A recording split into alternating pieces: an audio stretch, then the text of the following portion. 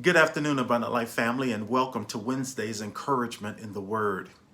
The Word of God is a consistent and continuous love story of God's plan, purpose, and redemption of mankind. The Old Testament is the New Testament concealed. The New Testament is the Old Testament revealed.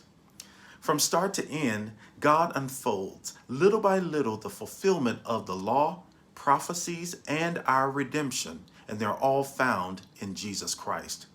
What an amazing revelation. In Sunday's sermon from Exodus 12, 1 through 13, we focused on the first Passover meal, its significance for Israel in Egypt, and how it's foundational to our gatherings around the communion table even today. As Israel was enslaved in Egypt, God initiated a series of plagues within the country as warnings to Pharaoh to let his people go.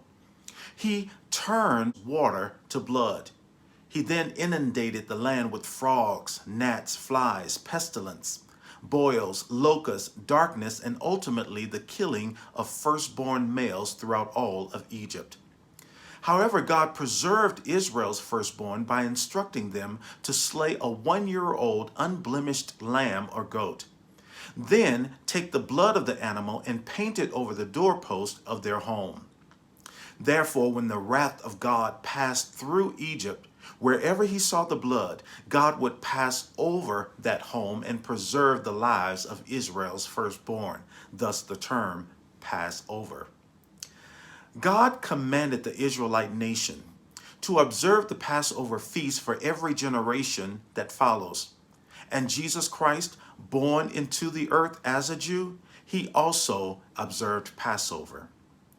During his last Passover celebration, Jesus, in the presence of his disciples, took 2 elements from the Passover meal and pointed them to himself. He took unleavened bread, meaning bread without yeast, and a cup of wine, and explained how they were symbols of his reality within days to come. The unleavened bread at the first Passover was a reminder that God's people left Egypt so quickly they couldn't wait around for their bread to rise. Also, the wine represented the redemption of the Israelites that brought them to freedom. 1,600 years later, Jesus said during his final Passover meal, "This bread now represents my future broken body for the sins of the world, and the cup symbolizes my blood that will be shed for the sins of the world."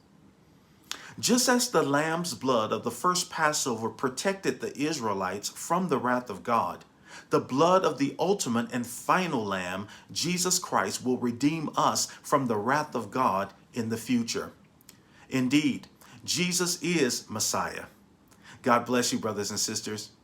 Thank you for listening, and God willing, we'll see you in Bible study. Bye now.